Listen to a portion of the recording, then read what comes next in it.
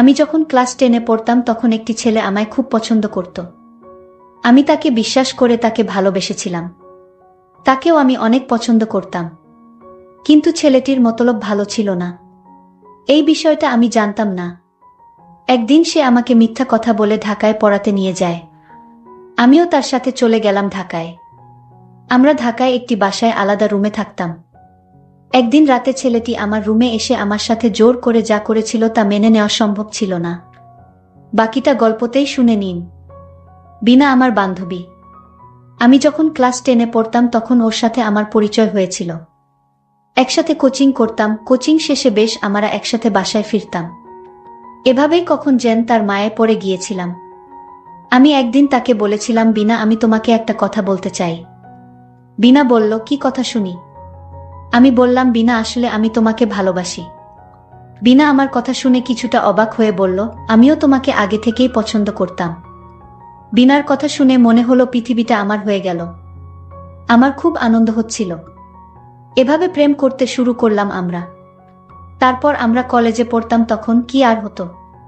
একটা সময় এইচএসসি আসল দুইজনেই দিলাম, দুইজনেই ভালো রেজাল্ট করলাম। ভর্তিও হলাম একই বিশ্ববিদ্যালয়ে।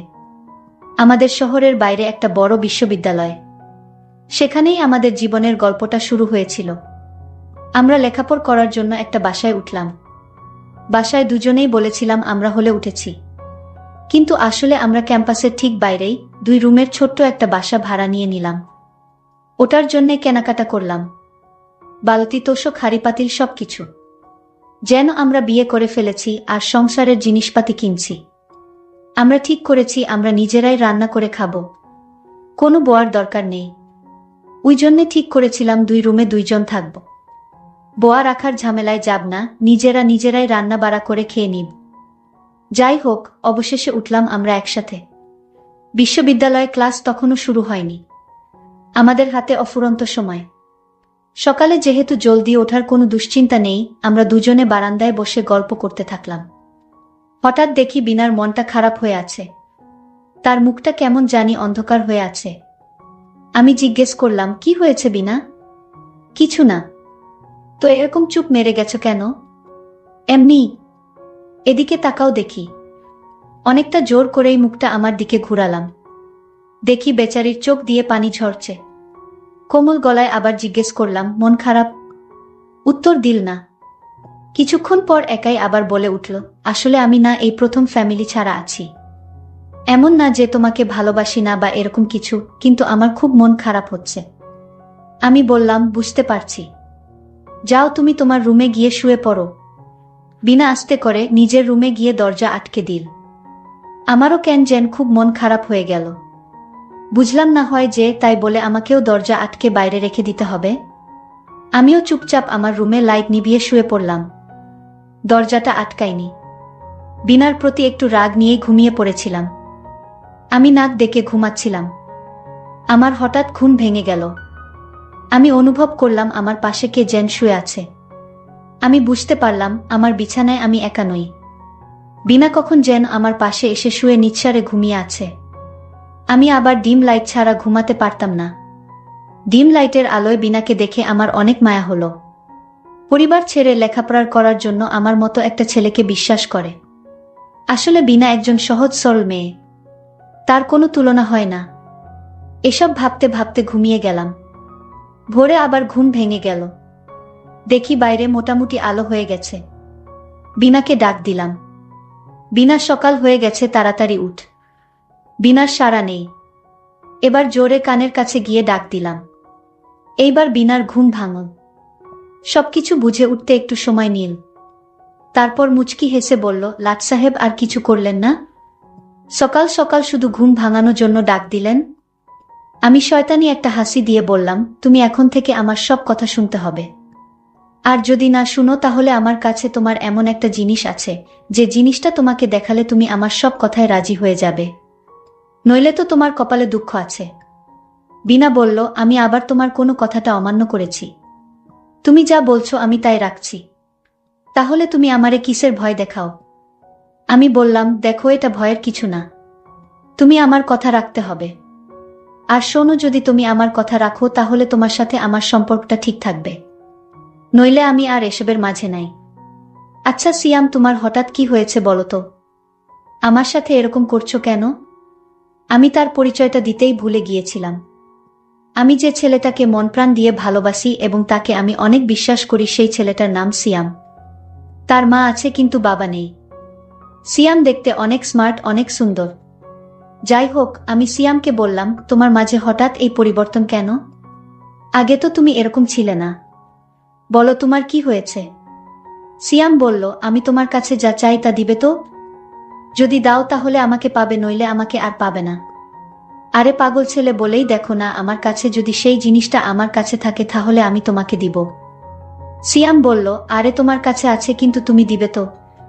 আচ্ছা বাবা, ঠিক আছে আমি দিব, এবার বলো কি চাও তুমি?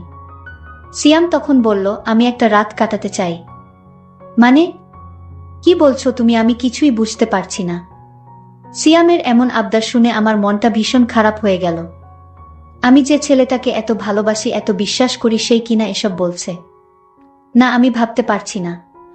আমি খানিকক্ষণ চুপ হয়ে থাকলাম। সিয়াম আমাকে বলল, কি হলো, তুমি চুপ করে রইলে যে, কিছু একটা বলো। আমি তাকে পরিষ্কারভাবে জানিয়ে দিলাম, আমি এখন এসব পারবো না। আমার কথাটা শুনে সিয়ামের মুখটা অন্ধকার হয়ে গেল।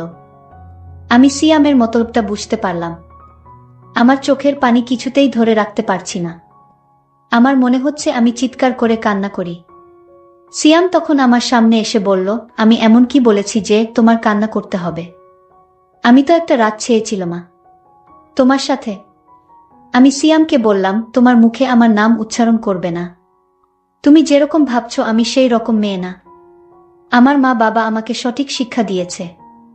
আমি লক্ষ্য করলাম বিনা তার রুমে গিয়ে তার কাপড় চোপড় ব্যাগে গুছিয়ে নিচ্ছে। আমি তার কাছে গিয়ে জিজ্ঞেস করলাম, বিনা তুমি কাপড় চোপড় ব্যাগে তুলছো কেন? বিনা বলল, আমি চলে যাব।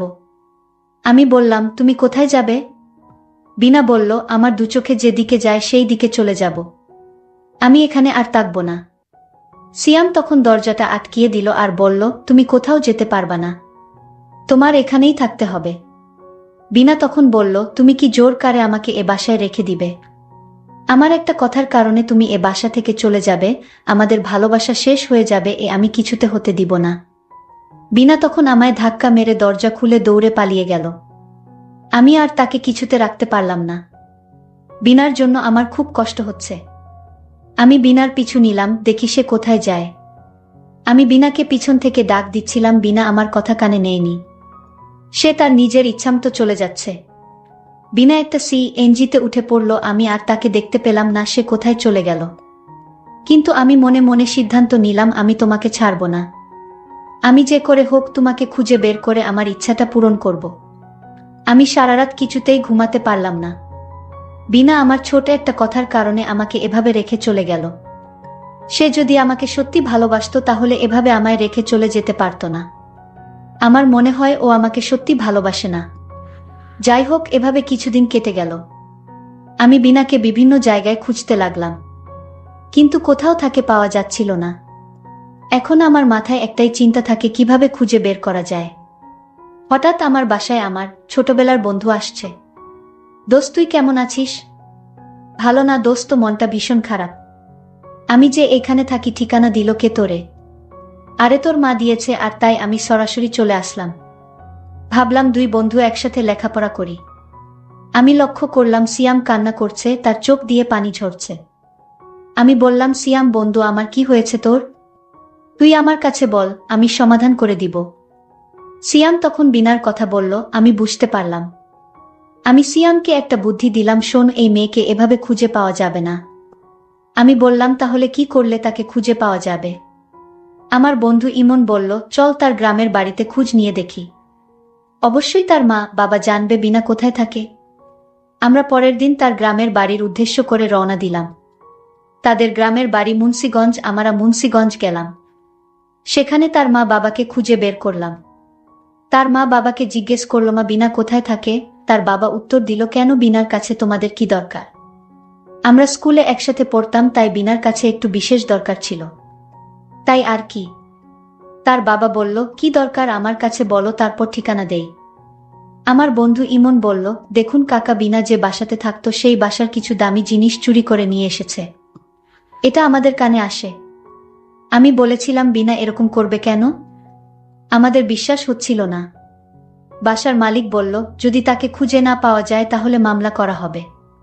আর আমরা এসেছি বিনাকে বাঁচাতে, কারণ বিনা যে চুরি করে নাই তার প্রমাণ আমাদের কাছে আছে। তার বাবাকে আমরা এভাবে মিথ্যা কথা বলে মেয়ের ঠিকানা নিলাম। বিনার বাবা বলল, আমার মেয়েকে বাঁচাতে হলে তো ঠিকানা দেওয়া ছাড়া আমার আর কোনো উপায় নেই। তাই বিনার বাবা ঠিকানা দিল। সে বলল, আমার মেয়ে এখন ঢাকায় থাকে না, সে সিলেট থেকে লেখাপড়া করে। আমরা ঠিকানা পেয়ে গেলাম। ইমনকে আমি বললাম, আমার সাথে চল বন্ধু, সিলেট যাই। ইমন বলল, আরে বন্ধু, তোর জন্য তো আমার এই জীবনটা পর্যন্ত দিতে পারি। আর সিলেট যেতে পারবো না?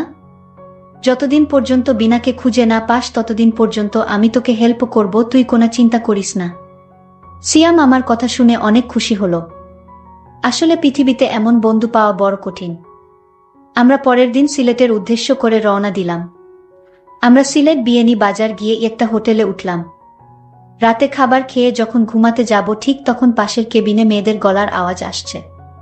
আমার মনে হলে পাশের কেবিনে বিনার গলার কণ্ঠ শুনলাম। আমি ইমনকে বললাম, ইমন, আমাদের পাশের কেবিনে মেয়েদের গলার আওয়াজ শোনা যাচ্ছে, আর আমার কাছে মনে হচ্ছে এখানেই বিনা আছে। ইমন বন্ধু আমার, তুই একটু গিয়ে দেখে আসবি। ইমন তখন বিছানা থেকে উঠে বারান্দায় গেল এবং পাশের কেবিনে নক করল। কিন্তু রুমের ভিতর থেকে কেউ দরজা খুলছে না। 3 বার নক করলাম কিন্তু কারো সাড়া শব্দ পেলাম না।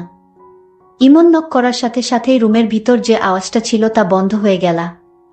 সিয়াম তখন আমায় বলল, শোনো বন্ধু, রাতে মনে হয় এভাবে ডিস্টার্ব করা ঠিক হবে না। সকালে দেখা যাবে, সকাল সকাল উঠতে হবে। এখন ঘুমিয়ে পড়। ভোর 5টা বাজে আমি উঠে পড়লাম এবং বারান্দায় দাঁড়িয়ে থাকলাম। আমি চেয়ে আছি দরজার দিকে, কখন দরজা খুলবে তার অপেক্ষায়। হঠাৎ দরজা খুলে ফেল, তখন দেখলাম বিনা প্রথম বের হয়েছে। বিনা আমায় দেখে অবাক হয়ে গেল। আরে তুমি এখানে কেন এলে? আমি তোমার জন্য ঢাকা শহর ছেড়ে চলে আসলাম, আর তুমি কিনা এখানেও চলে আসলে? হ্যাঁ, আমি এখানে চলে আসলাম শুধু তোমার জন্য। আজ তুমি কিছুতেই ছুটতে পারবো না। আমি বিনাকে বললাম, বেশি না, তোমাকে একটা ভিডিও দেখাবো আমার মোবাইলে, সেই ভিডিওটা দেখানোর পর আমি চলে যাব, তোমাকে আর খুঁজব না। আমার তো গলা শুকিয়ে গেল। আমি বললাম, কি এমন ভিডিও দেখি তো? তার মোবাইলে ভিডিওটা যখন চালু করলো, ভিডিওটা দেখার সাথে সাথেই আমার মনে হলো যেন আকাশটা আমার মাথায় এসে পড়ল। এইটা হলো সেই ভিডিও যেদিন আমরা একটা বাসা ভাড়া রেখে 2 জন 2 রুমে থাকতাম। কিন্তু একদিন তুমি আমার রুমে রাতে চলে আসছিলে, আর তুমি আমার রুমে যখন এসে ঘুমিয়ে পড়ছিলে, আর তখন আমি জেগে উঠলাম। তারপর যা হয়েছিল তা তো তুমি ভিডিওতে দেখতেই পাচ্ছ। বিনা তখন বলল, তুমি আমার সাথে এমনটা করতে পারলে? ঠিক আছে, তুমি কত টাকা চাও আমি দিব, তুমি এই ভিডিও মুছে ফেলো। সিয়াম তখন বলল, আমি টাকার পাগল না, আমি মায়ের পাগল। আমি সেই স্কুল জীবন থেকে তোমার মায়ে পড়ে রইলাম, আর তুমি আমায় মনে করছো আমি টাকার পাগল। সিয়াম তখন খুব রাগান্বিত হয়ে বলল, আমি তোমাকে সত্যি ভালোবাসতাম, কিন্তু আজ বুঝলাম তুমি আমায় ভালোবাসো না। এটা তোমার নাটক ছিল, কিন্তু আমাকে কষ্ট দিয়ে তুমি সুখে থাকবে তা আমি হতে দিব না। আমি আজই তোমার এই ভিডিও সোশ্যাল মিডিয়ায় ছেড়ে দিব। এই কথাটা বলার সাথে সাথেই বিনা আমাকে বলল, ঠিক আছে, তুমি কি চাও আমি তোমার সব কথা রাখবো। ঠিক আছে, মাত্র তুমি লাইনে আসছো। বিনা বলল, কি আবদার তোমার বলো। আমি বললাম, আগেই তো বলেছি, ভুলে গেলে নাকি? ঠিক আছে, আমার মনে পড়ছে, আমি রাজি। আমি তখন আনন্দে বললাম, কি করে ভাবলে আমি এসব করব? তুমি আমায় যতটা খারাপ ভাবছো আমি ততটা খারাপ না। তুমি যদি রাজি থাকো তাহলে আমি তোমাকে আমার ঘরে সারা জীবনের জন্য নিয়ে যাব। আমি তোমাকে আগামীকালই বিয়ে করতে চাই। এই কথা শুনে বিনা বলল, ঠিক আছে, তুমি যা ভালো মনে করো তাই করো। তাহলে চলো আজ আমরা গ্রামে ফিরে যাই। বন্ধুরা, গল্পটি কেমন লাগলো তা অবশ্যই কমেন্ট করে জানাবে। আর এরকম নতুন নতুন গল্প পেতে আমার চ্যানেলটি সাবস্ক্রাইব করে পাশে থাকবেন। ধন্যবাদ।